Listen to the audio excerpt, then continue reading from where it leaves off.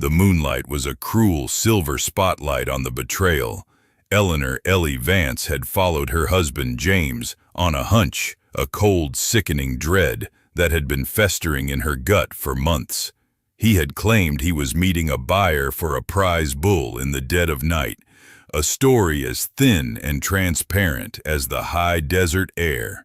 But when she crested the ridge overlooking the canyon floor, the sight that greeted her was not a legitimate transaction, but a scene ripped from a nightmare.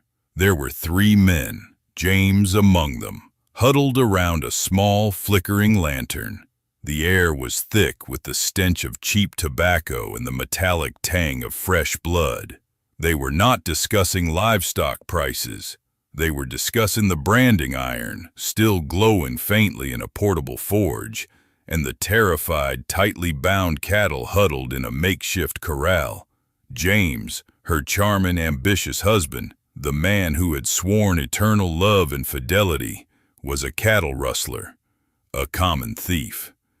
A man whose ambition had outstripped his honor and whose greed had poisoned their life. Ellie's world, built on a foundation of trust and a desperate hope for a stable future, shattered into a million pieces. She felt a cold, paralyzing rage, a betrayal so profound it stole her breath. She was about to ride down, to confront him, to demand an explanation for the ruin he had brought upon their name, when a 4th figure emerged from the shadows. This man was different. He was older, harder, and his voice, when he spoke, was a low, menacing growl that carried clearly on the still night air. "You're late, Vance, and you brought the wrong herd. These are the Barham's prize stock. You were supposed to bring the strays." James, ever the smooth talker, tried to bluster his way out. "There was a mix-up, Silas. I'll make it right. Just give me a week." "A week?" Silas spat, his voice laced with contempt. "You think I run a charity, Vance? You think I don't know you've been skimming off the top, trying to set up your own little operation?" The argument escalated with terrifying speed. James, cornered and desperate, reached for the pistol tucked into his belt, but Silas was faster.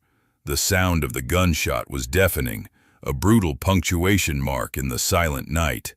Ellie watched, frozen in horror, as James staggered back, his eyes wide with shock, a dark, blossoming stain spreading across the front of his expensive vest. He crumpled to the ground, his body twitching once before settling into an unnatural stillness. The shocking hook was not the death itself, but the immediate, visceral reaction that followed in Ellie's heart. There was no grief. There was only a cold, hard, terrifying clarity. The man she had loved, the man she had trusted, was a liar, a thief, and a dead man. And in that moment, standing over his corpse, Silas looked directly up at the ridge, his eyes locking onto Ellie's hiding place. He hadn't seen her, not really, but his gaze swept over her with a predatory certainty that chilled her to the bone. She didn't wait. She wheeled her horse around and rode, the sound of a second gunshot whistling past her ear, a chilling reminder that she was now a witness, a loose end, and a target. She rode until the sun began to rise. The image of James's lifeless body and Silas's cold, murderous eyes burned into her memory. She returned to the ranch, the broken spur, a place that now felt like a mausoleum. She spent the next day in a haze of cold, mechanical efficiency. She rode back to the canyon, found James's body, and with a strength she didn't know she possessed, dragged him back to the ranch. She dug a grave on the highest point of their land, a place where the wind always blew, a place where no one would ever find him. The physical labor was a welcome distraction, a brutal penance for her blindness. As she shoveled the last of the dirt onto his grave, she made an oath, a silent, solemn vow that was as binding as any legal contract. "I will never let anyone close enough to hurt me again. I will never trust a man, and I will never, ever let love ruin me again. The Broken Spur was a fitting name for the ranch, and now, for her heart. Oactien, the Broken Spur, and the Drifter. 6 months later, the Broken Spur was a testament to Ellie's fierce, unyielding will. She had sold off James's frivolous assets, paid off his most pressing debts, and had managed to keep the ranch afloat, though barely. She worked from dawn until dusk, her hands raw, her body aching, her mind constantly calculating, planning, surviving. She wore her grief like a suit of armor, cold and impenetrable.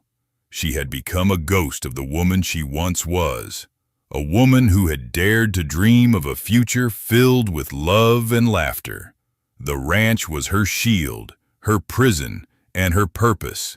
Every decision was filtered through the lens of self-preservation, every interaction a calculated risk.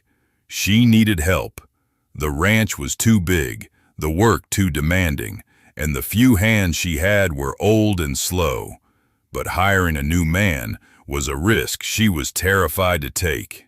Every man who rode onto her land was a potential James, a potential betrayer, a potential ruin. It was a blistering August afternoon when Caleb "Cal" Thorne rode onto the Broken Spur. He was a vision of rugged competence, a man who looked as if he had been born in the saddle. He was tall, broad-shouldered, with a quiet strength that emanated from him, like the heat from the sun-baked earth. His clothes were worn but clean, his gear well-maintained, and his horse, a sturdy bay mare, was clearly well cared for. He carried himself with an easy confidence that was not arrogance, but a deep-seated comfort in his own skin. Ellie met him at the corral, her stance defensive, her eyes narrowed with suspicion. "You're a long way from anywhere, cowboy," she said, her voice sharp, a deliberate attempt to put him on the defensive. Cal dismounted with an easy grace, his movements unhurried. He removed his hat, revealing a shock of sun-bleached brown hair and a pair of kind, deep-set blue eyes that seemed to see right through her armor. "Name's Cal Thorne, ma'am. Heard you were looking for a skilled hand. I'm looking for honest work."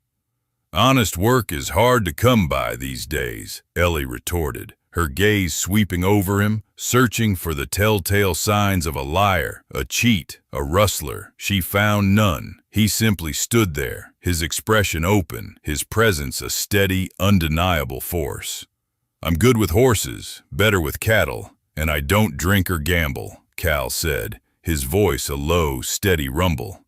"I'll work for half what the others are asking, just for a place to lay my head and 3 square meals a day, and I'll be gone the moment you tell me to." Ellie hesitated. Half the pay was a tempting offer, a lifeline in her financial struggle, but the risk was too great. "I don't hire drifters," she said, her voice firm. "I'm not a drifter, ma'am," Cal corrected gently. "I'm a man who hasn't found his place yet, but I'll work like I own the place, and I'll treat your land and your stock with the respect they deserve." She saw the sincerity in his eyes, the quiet confidence that was not arrogance, but a simple statement of fact. She saw the calloused hands that spoke of a life of hard labor, hands that looked capable of both gentleness and strength. She saw the man, not the potential betrayer, and in that moment, her desperation won out over her fear. "Fine," she snapped, the word a reluctant concession. "You're hired, but don't think for a minute I trust you, Thorne. You step out of line, you steal so much as a rusty nail, and I'll run you off this land myself." Cal offered her a slow, genuine smile, a smile that rarely reached his eyes, hinting at his own past burdens. "Wouldn't expect anything less, ma'am. Where do I start?" The first few weeks were a tense, professional dance. Ellie was demanding, emotionally distant, and constantly watching him. She found fault with his methods, questioned his decisions, and scrutinized his every move. She was determined to find the flaw, the lie, the weakness that would confirm her belief that all men were untrustworthy. But Cal was a ghost. He was everywhere and nowhere. He worked tirelessly, efficiently, and with a quiet competence that was impossible to ignore. He fixed the broken fences, mended the leaky roof of the barn, and most importantly, he began to work miracles with her horses. Ellie had a prized mare, a beautiful, spirited animal named Duchess, who had become skittish and unmanageable since James's death. No one could get near her. But Cal, with his quiet patience and his gentle hands, began to gentle the mare. Ellie would watch from the shadows of the barn, fascinated and terrified by the connection he forged with the animal. He didn't use force or harsh words.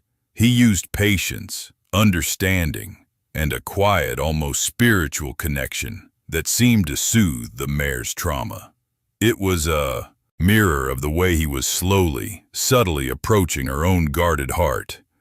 One evening, she found him sitting by the corral, his back against the fence, watching the sunset. He was not working, not planning, just being. It was a moment of quiet solitude that she felt compelled to interrupt. "Duchess is calmer," she stated, her voice flat, unwilling to give him too much credit. "She's not broken, ma'am," Cal replied, not turning around. "She's just scared. She needs to know she's safe. She needs to know she can trust the hand that feeds her." "And you think you're that hand?" Ellie challenged, stepping into the light. Cal finally turned, his blue eyes meeting hers. "I know I am. I've spent my life learning how to heal broken things, ma'am. Horses, land, sometimes even people." "I'm not broken," Ellie snapped, the lie tasting like ash in her mouth. "No, ma'am," Cal agreed, his voice gentle but firm.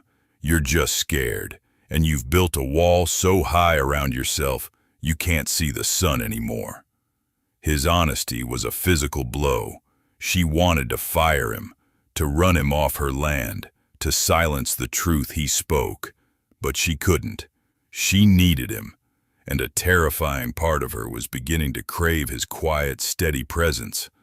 The first crack in Ellie's armor came during a severe, unseasonal storm. It rolled in fast, a black, churning wall of wind and rain that threatened to tear the ranch apart. The herd, spooked by the sudden violence of the weather, began to stampede towards the canyon rim. Ellie, driven by a desperate need to save the last of her assets, rode out into the storm, her mind focused only on turning the herd. She was reckless, blinded by the rain and her own fear of failure. She nearly rode off a hidden ravine, a fatal mistake that would have cost her her life and the herd. In the blinding rain, a figure materialized beside her. It was Cal. He didn't shout, didn't panic.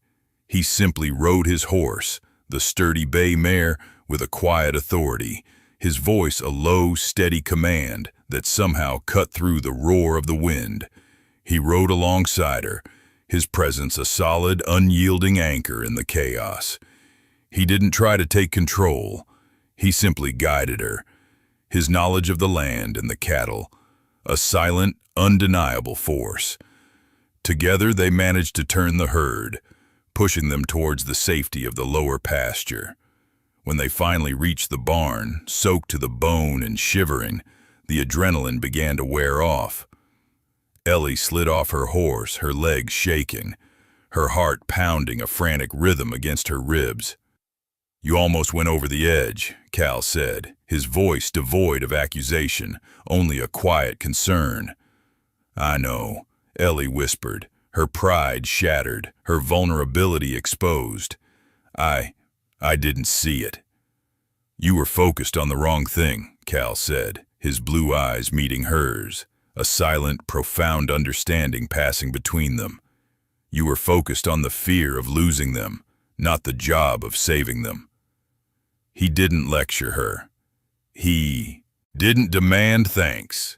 He simply took the reins of her horse, his calloused hand brushing against hers, a fleeting electric contact that sent a jolt through her body. "Get inside, ma'am," he said, his voice a low rumble. "You'll catch your death." Ellie watched him walk away, leading the horses into the barn, his silhouette a figure of quiet strength against the raging storm. She realized that he hadn't just saved the herd. He had saved her, and for the first time in 6 months, the cold, hard armor around her heart felt a little less secure. She was beginning to see the man, not the potential betrayer, and that, she knew, was the most dangerous thing of all. Act 2. Healing the broken things. The storm had passed, leaving behind a landscape washed clean and vibrant. But the emotional aftershocks lingered. Ellie's near-fatal mistake had forced a shift in the dynamic between her and Cal. The rigid, professional distance she had maintained began to crumble, replaced by a grudging respect and a terrifying, undeniable attraction. She still watched him, but now it was not with suspicion, but with a fascination she couldn't control. She was observing a man who was the antithesis of everything James had been, a man of quiet action, not empty promises. The ranch, the broken spur, seemed to conspire against her need for solitude. A series of challenges, a severe outbreak of fever among the calves, a critical section of the main fence line collapsing, and the ever-present threat of the bank foreclosing, forced Ellie and Cal into constant close proximity. They worked side by side, their movements a silent, efficient choreography. Ellie, the sharp-witted businesswoman, handled the logistics and the finances. Cal, the intuitive cowboy, handled the land and the animals. The branding fire. The first major task they tackled together was the spring branding. It was a chaotic, dusty, and intensely physical job that required absolute trust and coordination. Ellie, who had always delegated this task, insisted on being in the thick of it, partly to prove her competence, and partly to keep a close eye on Cal. The air was thick with the smell of burning hair and hot iron. Cal was a master with the rope, his lasso a blur of motion as he expertly snagged the calves. He worked with a calm focus that settled the nervous energy of the other hands. Ellie, on the other hand, was clumsy with the iron, her movements hesitant. "You're thinking too much, ma'am," Cal said, his voice carrying over the din. He was kneeling beside her, holding a struggling calf steady. "The iron knows what to do. You just have to trust your hand." "Trust is a luxury I can't afford, Thorne," she retorted, her eyes stinging from the smoke. Cal paused, his blue eyes meeting hers over the calf's back. "It's not a luxury, Ellie. It's a tool, and you can't build a ranch without it." He didn't wait for a reply, simply returning to his work, leaving her to chew on his words. Later, during a lull, Cal found her struggling to retie a rope that had frayed. He knelt beside her, his large, calloused hands covering hers, guiding her through the complex knot. His proximity was a shock to her system, a sudden electric awareness of his masculine presence. "This is a bowline," he murmured, his breath warm against her ear. "It won't slip. It's the knot you use when a life depends on it. It's a promise." "Promises break," Ellie whispered, her voice barely audible. "Only if they're tied with a weak knot," Cal countered, his gaze locking with hers. "This one won't." He released her hands, leaving a tingling warmth in their wake, just like some people won't. The shared past. It was in the barn, during the long, sleepless nights spent tending to the sick calves, that the wall around Ellie's heart began to truly crack. The air was thick with the smell of hay and medicine, the only sound the weak, shallow breathing of the animals. Ellie, exhausted and emotionally drained, slumped against a stall, her head in her hands. "I can't lose this place, Cal," she whispered, the words raw with a vulnerability she hadn't allowed herself since James's death. It's all I have left. It's the only thing that keeps me sane. Cal didn't offer platitudes. He simply sat beside her, his shoulder a solid, comforting presence. "You won't lose it, Ellie," he said, using her first name for the first time, the sound of it on his lips sending a shiver down her spine. "You're too stubborn to lose it, and you're not alone." He told her about his own burdens, the guilt he carried.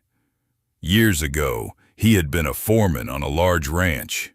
He had made a call to move a herd through a narrow pass during a sudden, unexpected snowstorm. His best friend, a young hand named Billy, had been caught in the ensuing avalanche and had died. Cal blamed himself, convinced that his ambition to prove himself had cost a life. That was why he never settled, why he was always moving.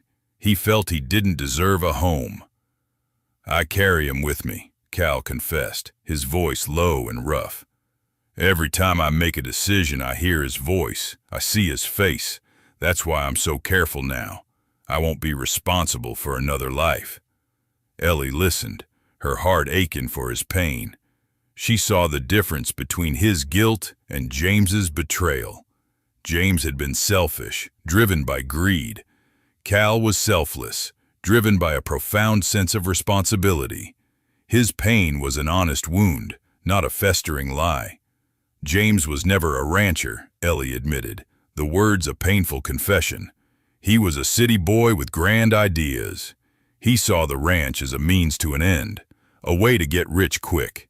He didn't love the land. He didn't respect it. He just wanted to exploit it.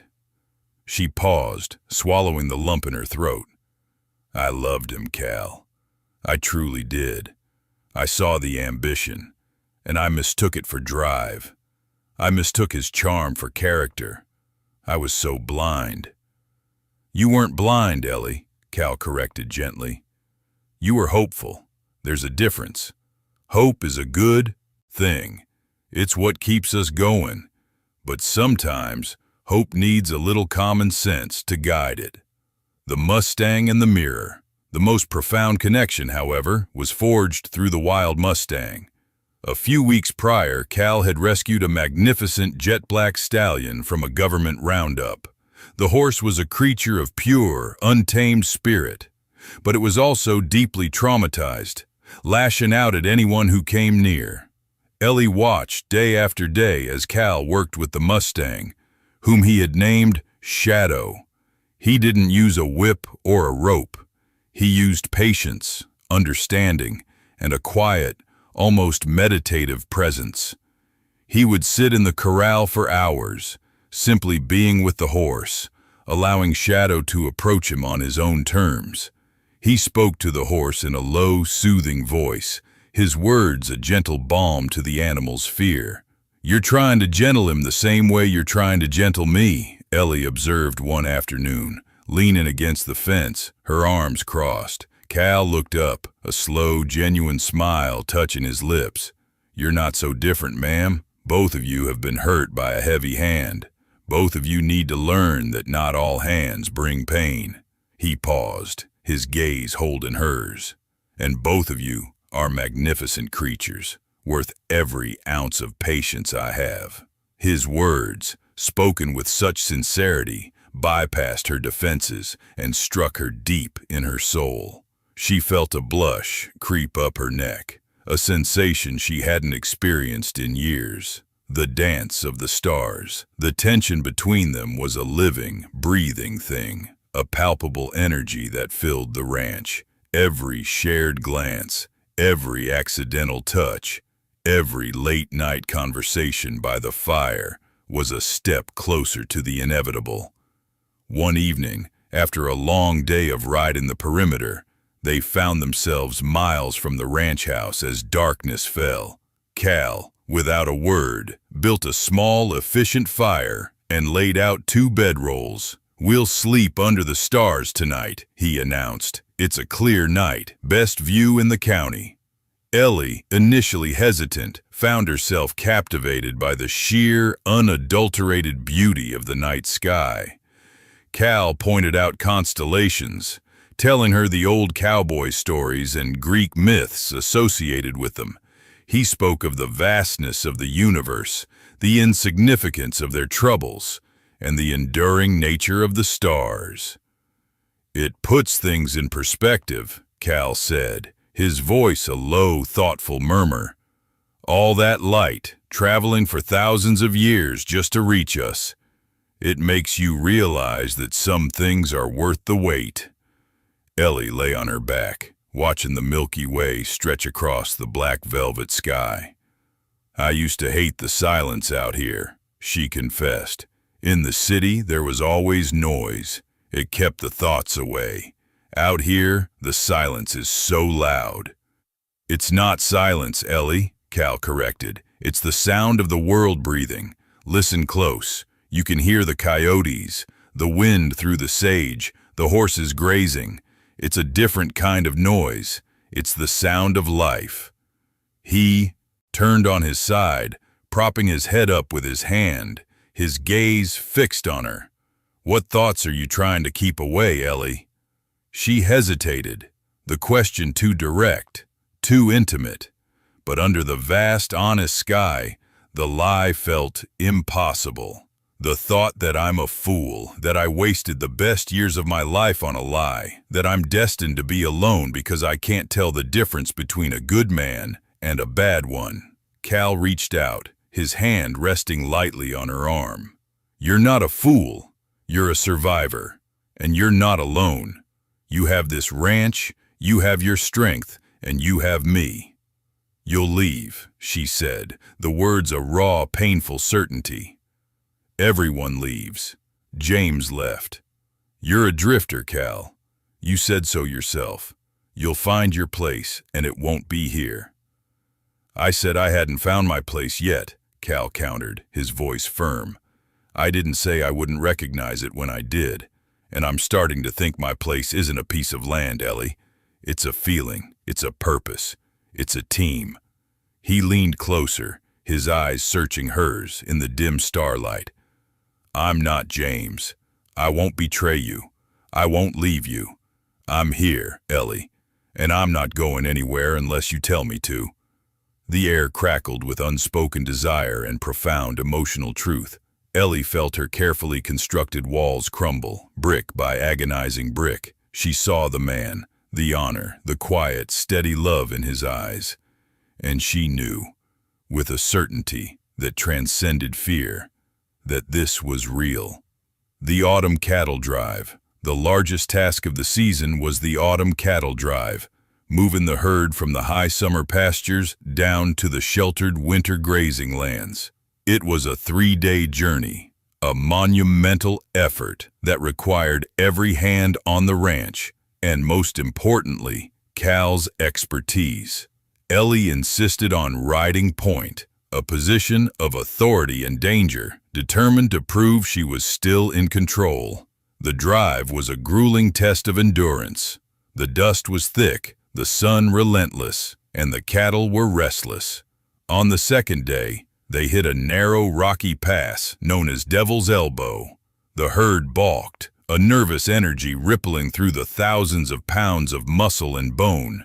Ellie, frustrated and exhausted, rode forward, trying to force the lead steer through the bottleneck. It was a mistake born of impatience. The steer, spooked by her aggressive approach, turned sharply, causing a chain reaction that threatened a full-scale stampede. Cal, who had been riding flank, saw the disaster unfolding. He didn't shout a command. He simply acted. He spurred Shadow forward, cutting across the front of the herd with a reckless disregard for his own safety.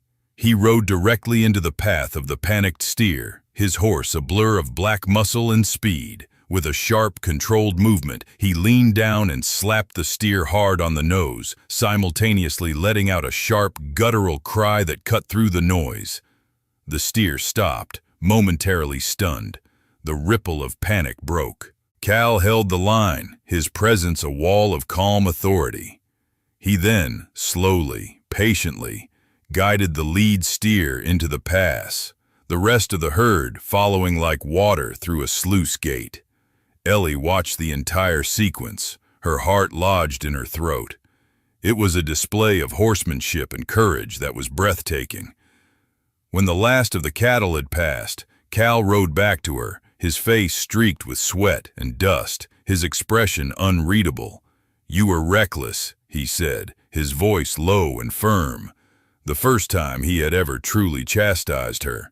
"You almost lost the herd and you almost lost yourself. You can't force the land, Ellie. You can't force the cattle.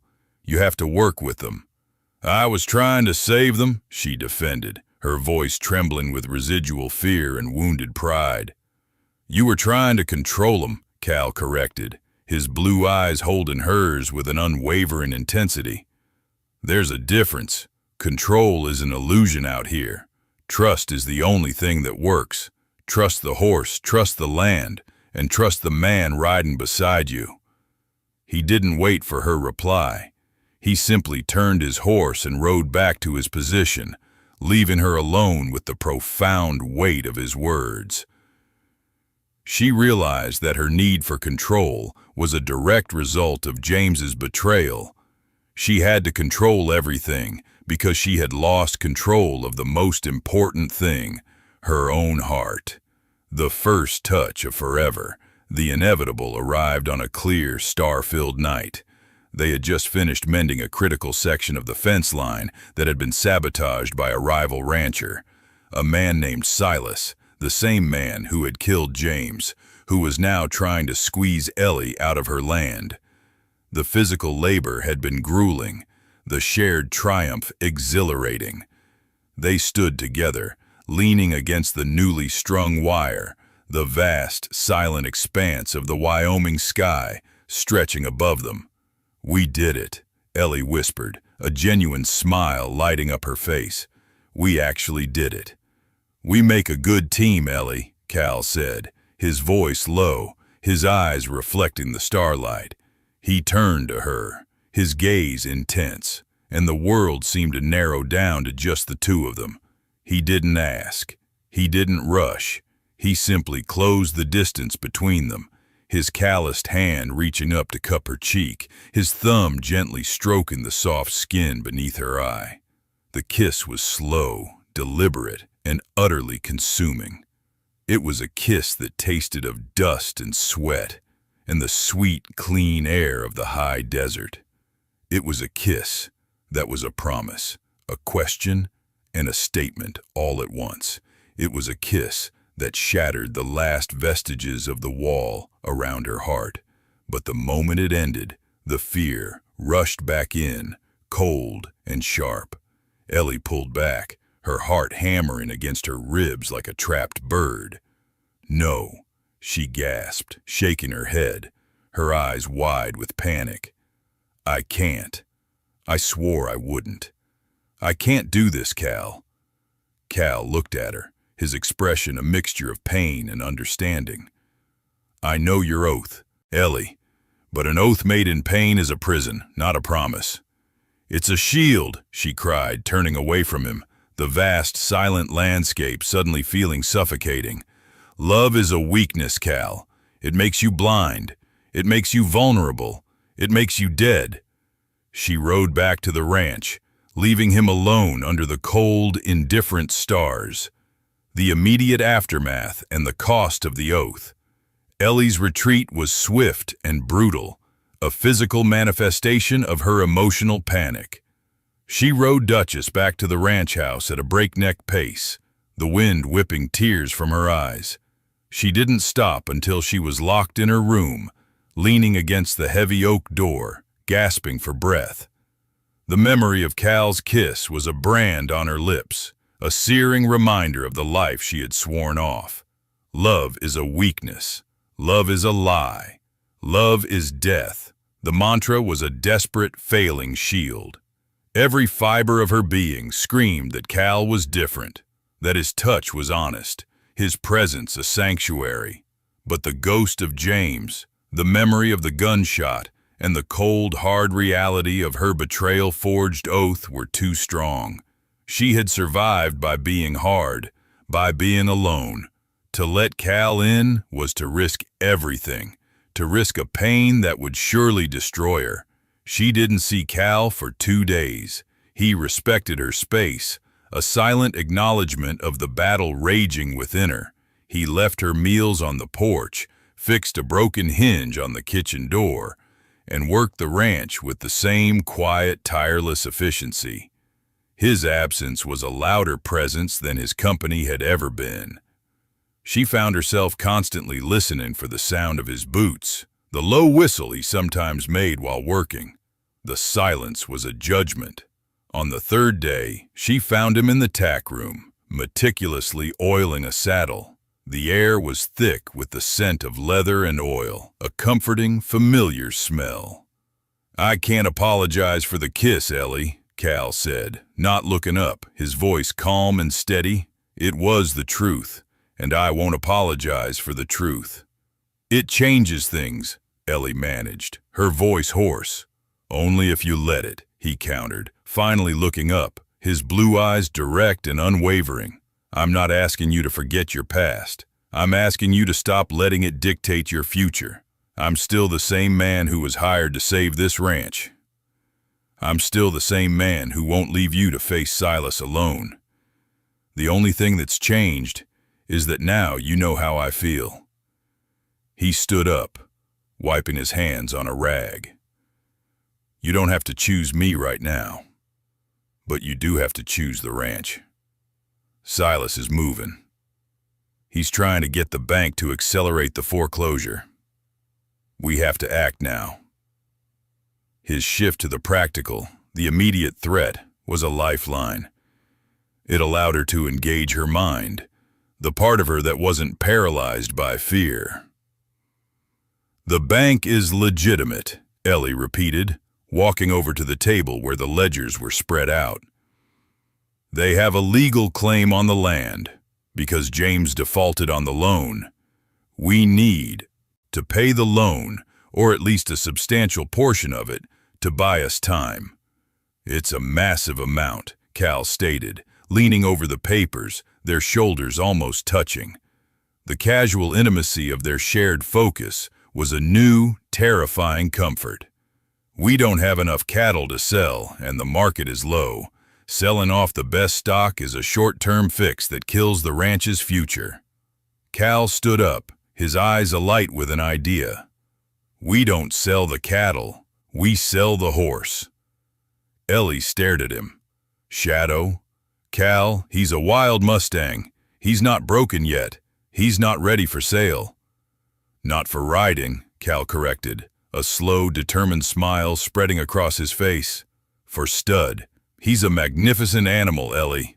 Pure black, powerful build, incredible spirit. He's the bloodline this ranch needs. We can sell a few breeding rights to the surrounding ranches. It's a risk, but it's a faster way to raise the capital." Ellie's mind raced, calculating the odds. It was a brilliant, reckless plan, a true cowboy solution. It was a testament to the fact that Cal was not just a hired hand, but a partner. "It's a huge risk," Ellie said, her heart pounding with excitement and fear. "If it fails, we lose everything. And if Silas finds out, he'll try to sabotage it." "If we do nothing, we lose everything," Cal countered. "We have to fight, Ellie, and we fight with what we have. We fight with the best horse in the county. We'll hold a private auction for the breeding rights. We'll invite the most respected ranchers in the territory. Silas won't dare try anything in front of them." The decision was made. They would host a small, private auction for Shadow's breeding rights. The news spread quickly, and it reached the ears of the one man who wanted the broken spur to fail: Silas. Silas, enraged by the news and the sight of Cal back on the ranch, rode onto the property with his thugs, not to rustle cattle, but to sabotage the auction. He was a man driven by greed and a desperate need to cover his tracks. He knew that if Ellie and Cal succeeded, they would have the resources to expose his rustling operation and his role in James's death. The final confrontation was no longer about a ranch loan. It was about life, death, and the future of their impossible love. Ellie met him at the porch, a shotgun held steady in her hands, her face a mask of cold, unyielding resolve. "Get off my land, Silas," she commanded, her voice low and steady, devoid of fear. Silas laughed, a harsh, grating sound that echoed across the silent ranch. "Your land, little widow. Your husband sold it to me, piece by piece, to pay off his debts. I just came to collect the final payment." He produced a sheaf of papers, forged documents that looked terrifyingly real. "The bank won't help you, Ellie. They're in my pocket. You're alone. You have no one to fight for you." His words were a physical blow, a confirmation of her deepest fear. She was alone. She had pushed away the one man who would have stood by her. "I may be alone," Ellie said, cocking the shotgun, the metallic click a sharp final sound. "But I'm not helpless, and I'll die before I let a snake like you take what's mine." The standoff was tense, a silent battle of wills. Silas, confident in his numbers, began to advance. Just as the situation was about to turn violent, a sound broke the silence, the thunder of hooves, a sound that was both familiar and utterly unexpected. Cal. He rode onto the ranch like a vengeful spirit, his face grim, his blue eyes blazing with a fierce protective anger. He hadn't gone far. He had been watching, waiting, unable to leave her to face the danger alone. He didn't hesitate. He charged directly into the group of thugs, his horse a weapon, his fists a blur of motion. He fought with a controlled fury, a man who had finally decided to stop running from his past and start fighting for his future. Ellie, seeing her chance, joined the fray. She didn't use the shotgun, but the iron skillet she had used to defend herself months ago, a symbol of her newfound strength. Together they were a force of nature, a perfect, terrifying team. The fight was quick and brutal. Silas, seeing his men defeated and his plan ruined, tried to flee. Cal, with a speed that belied his size, cut him off, disarming him with a single, precise blow. The authorities, alerted by a ranch hand Cal had sent ahead, arrived shortly after. Silas and his men were arrested, the forged documents seized, and the threat to the broken spur finally neutralized. Ellie stood on the porch, the shotgun resting against the railing, watching the lawmen ride away with Silas. She was bruised, bleeding, and utterly exhausted. But she was alive, and she was not alone. Cal walked towards her, his clothes torn, a cut bleeding above his eye. He stopped a few feet away, his expression a mixture of relief and profound sadness. "You came back," she whispered, the words catching in her throat. "I told you," he said, his voice low and rough. "I won't be the reason you get hurt again. I won't let your fear turn me into the man you think I am." "I was wrong, Cal," she confessed, the words a painful, necessary truth. "I was so wrong. I let my fear of James's betrayal blind me to your honor. I let my oath turn me into a coward." She walked towards him, closing the distance she had so fiercely maintained for months. She reached out, her hands cupping his face, her touch gentle and reverent. "I don't want to be alone anymore," she said, her voice trembling with emotion. "I don't want to keep my oath. I want to love you, Cal. I want to build a life with you." Cal's stoicism finally broke. A tear tracked a path through the dust and blood on his cheek. He pulled her into a fierce embrace, a hug that was a promise of forever. "You're not a coward, Ellie," he whispered into her hair. "You're the bravest woman I've ever known, and I love you. I love you more than I love the open range." The impossible love was no longer impossible. It was real. It was a second chance, a testament to the fact that love is not a weakness, but the greatest strength of all. The quiet aftermath and the first night of forever. The dust settled, both literally and figuratively. The lawmen had taken Silas and his thugs away, and the ranch hands, loyal to Ellie and newly respectful of Cal, began the work of cleaning up the mess. Ellie and Cal stood on the porch, the silence between them no longer tense, but profound. It was the quiet of a storm that had finally passed, leaving behind a clear, star-dusted sky. Ellie turned to Cal, her eyes tracing the line of the cut above his eye. She reached up, her touch feather-light, and gently wiped away a smudge of blood and dirt. "You saved us," she whispered, the words heavy with a gratitude that went beyond the ranch. "We saved us," Cal corrected, his voice husky. He took her hand, bringing it to his lips, and kissed her palm. "You were magnificent, Ellie. You stood your ground. You didn't flinch." "I had something to fight for," she said, her gaze unwavering. "I had you." The admission hung in the air, a final, unshakable truth. The oath was broken, shattered by the sheer force of their shared survival and the undeniable reality of their love. They spent the rest of the evening in a quiet, intimate ritual of healing. Ellie cleaned and stitched the cut on Cal's brow, her hands steady, her focus absolute. He, in turn, gently massaged the tension from her shoulders, his touch a silent language of care and devotion. They didn't speak of the future, not yet. They simply existed in the present, two people who had faced death and chosen life together. Later, as the moon climbed high, they found themselves in the kitchen, the only light coming from the flickering oil lamp. Cal poured them 2 cups of strong black coffee.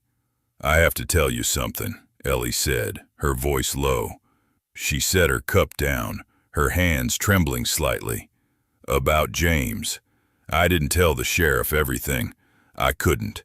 I couldn't risk the scandal, the ruin of the ranch. I buried him myself, on the ridge." She told him the whole story, the shocking scene she had witnessed, the cold clarity of her non-grief, the oath she had sworn. She laid bare the darkest, most shameful secret of her life, the secret that had been the foundation of her fear. Cal listened, his expression unreadable, his silence a terrifying weight. When she finished, he walked over to her, not with judgment, but with a profound, quiet understanding. "You did what you had to do to survive," he said, his voice gentle. "You protected your home, you protected yourself, and you protected the truth that James was a criminal, not a victim." He cupped her face in his hands, his thumbs stroking her cheeks. "Your secret is safe with me, Ellie, always. We share the burden now. We share everything." He led her out of the kitchen, through the silent house, and up the stairs to her room. It was a room that had been a fortress, a place of solitude and grief. Tonight, it was a sanctuary. He didn't rush. He simply stood with her, their hands clasped, their eyes locked. The love that passed between them was not a sudden, reckless passion, but a slow, deliberate unfolding. A recognition of 2 souls who had finally found their missing piece. When he finally kissed her, it was a kiss of profound tenderness, a promise of a lifetime of quiet, steady devotion. It was the kiss of a man who had finally found his home, and a woman who had finally broken her oath. Not in weakness, but in the greatest strength of all, the courage to love again. They lay together as the sun began to rise, painting the room in shades of gold and rose. Ellie was nestled against Cal's side, her head resting on his shoulder, the steady beat of his heart a lullaby of safety. She was no longer the broken widow, no longer the woman defined by her past. She was simply Ellie, a woman loved, a woman whole. The broken spur was saved, and so were they. Epilogue. The promise of forever. 5 years later, the broken spur was no longer a symbol of grief and struggle. It was a beacon of hope and a testament to the power of a love forged in fire. 5 years had passed since the showdown with Silas, and the ranch had been transformed. The old dilapidated house had been lovingly restored, its porch now wide and welcoming. adorned with a swing where Ellie and Cal often sat in the evenings. The herd had doubled, the pastures were lush, and the ranch hands were a loyal, close-knit family.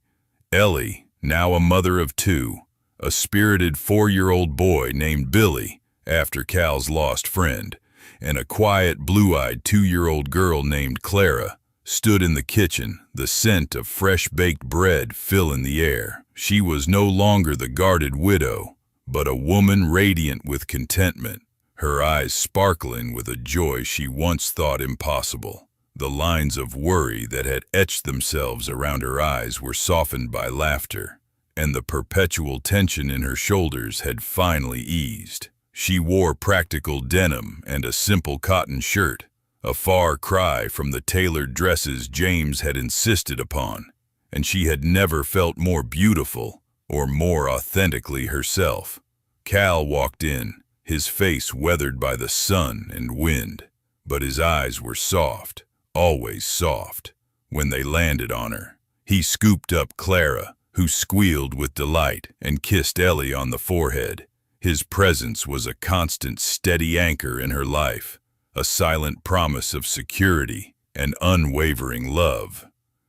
"The new fence line is holding up well," he reported, his voice a low, comforting rumble. "Shadow's going to make a fine sire. We'll have a whole line of those magnificent black horses soon. The Barham Ranch even put in an offer for a breeding right next season. They're finally admitting we have the best stock in the county." Ellie smiled, a genuine, heartfelt expression that lit up the room. "They're admitting you have the best stock, Cal. You and Shadow. You gentled a wild thing and turned him into a legend. It's a mirror of what you did for this ranch, and for me." "We did it together, Ellie," Cal corrected, his gaze intense. "I just provided the patience. You provided the fight." Their partnership extended far beyond the ranch.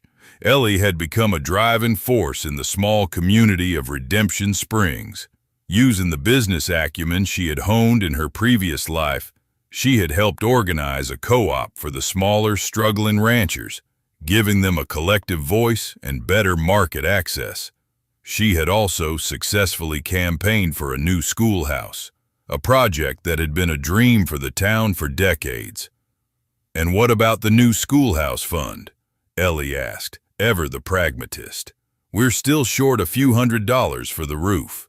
"We're almost there," Cal confirmed, setting Clara down. "The auction next month should put us over the top.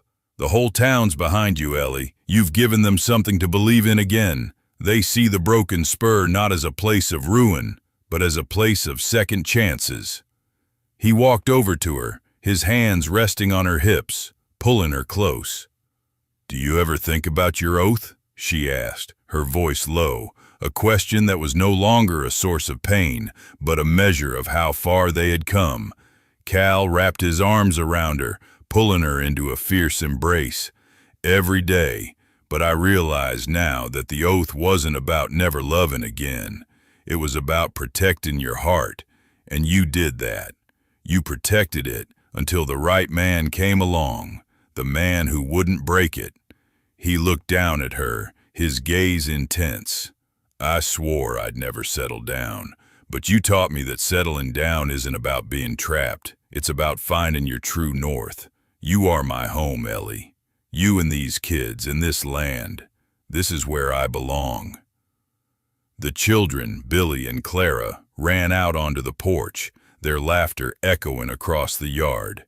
Billy, with his father's quiet intensity, was already trying to lasso a fence post. Clara, with her mother's bright, curious eyes, was chasing butterflies.